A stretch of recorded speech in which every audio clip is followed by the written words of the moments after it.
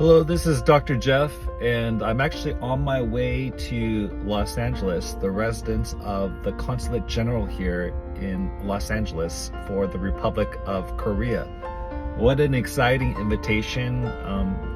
The Republic of Korea is so excited about our pioneering course, Korean American Studies. 애나하임 유니온 하이스쿨 디스트릭은 미주 한인들의 이민 역사와 인물, 타인종과의 관계 등을 배울 수 있는 한인 인종 연구 과목이 오는 가을부터 진행될 예정이라고 밝혔습니다. Maybe you've listened to K-pop, but have you ever heard of Young-Ok Kim?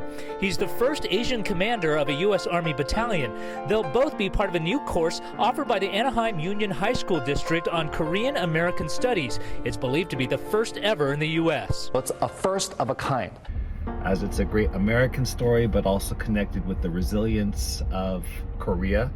This is also on the anniversary of the 70th year alliance between the Republic of Korea and the United States. I myself had the chance to see the state arrival ceremony between the President of Korea, President Yoon, with President Biden of the United States in Washington, D.C. this past spring.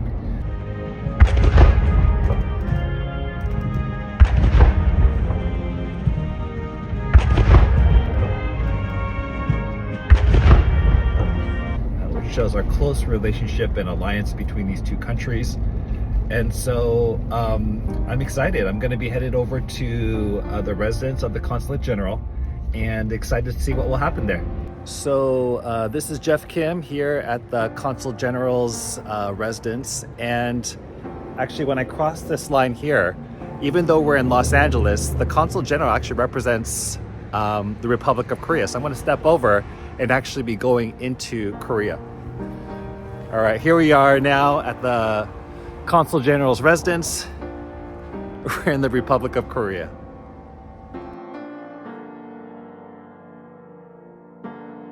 Well, I'm just leaving the Consulate General's residence from Los Angeles, and it's been, amazing, the hospitality that I received there, hosted by Consul General Kim, and having a chance to meet with so many other Korean Americans who are movers and shakers in their own cities in Los Angeles and Orange County. I met a number of great folks, including even in Orange County, Mayor Fred Jung and Vice Mayor Tammy Kim of Irvine. And there are other folks as well, of organizations, of different ministries, and it was so wonderful to just network with them all. But of particular interest to the commissioner was our Korean American Studies course. He shared such a powerful story that I think I'm going to think about for some time. When he was commissioned in the Netherlands, he noticed that some folks had a certain perception of Korea. And maybe I'll ask that question, like, what comes to your mind when you think of Korea? Had it been in my generation, people used to ask, where are you from? Are you from China? Oh no, are you from Japan? And then when I would say Korea, they go, oh, where's that? And so he mentioned how impressions of a place oftentimes are developed during childhood. For example, the textbooks or what they learn in school. So is what students are learning in school about Korea, is it accurate to what Korea is today?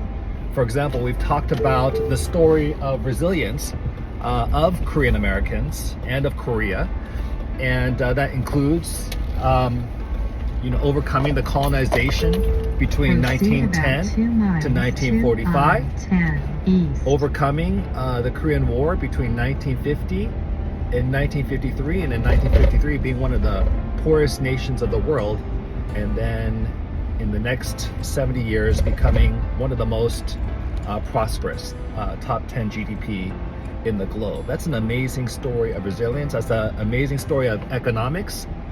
Very few countries are able to do that. Also, it's a story of democracy.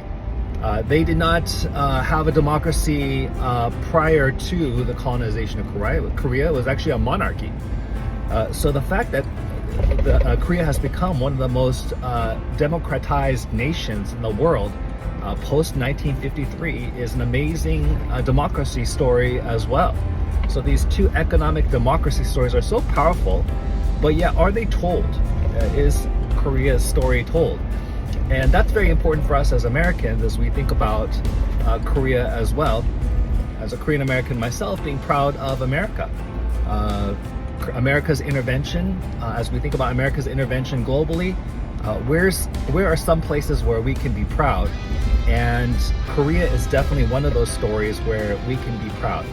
Of course, no story is perfect, but at the same time, I know the Republic of Korea's story would be very different without Korea's intervention.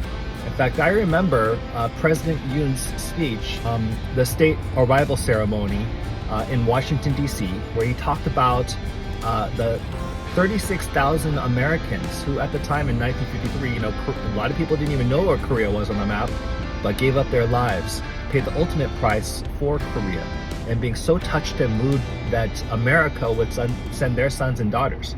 서울에 있는 한국전 참전 기념공원에 다녀왔습니다. Mr. President, Dr. Biden, distinguished guests, ladies and gentlemen, last evening, my wife and I visited the Korean War Memorial on the National Mall with President Biden and Dr. Biden.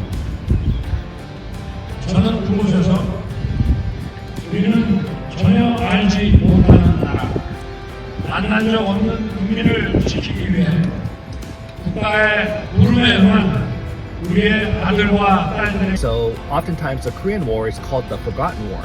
But is it a war that should be forgotten when we think about this miracle on the Sun, the amazing Hallyu movement in Korea that's impacting South Korea, but it's also impacting the world, and also a great partner for the United States of America. This is also a great American story that we would want to know so that we could be proud of as Americans. So just leaving with some of these thoughts and then leaving with thoughts of how lessons can be integrated in our Korean American Studies curriculum so that when we talk about the Korean American migration, we could also include the Korean story of resilience, because the Korean story of resilience is also connected to Korean American history, and the Korean American history is really a great history indeed as well.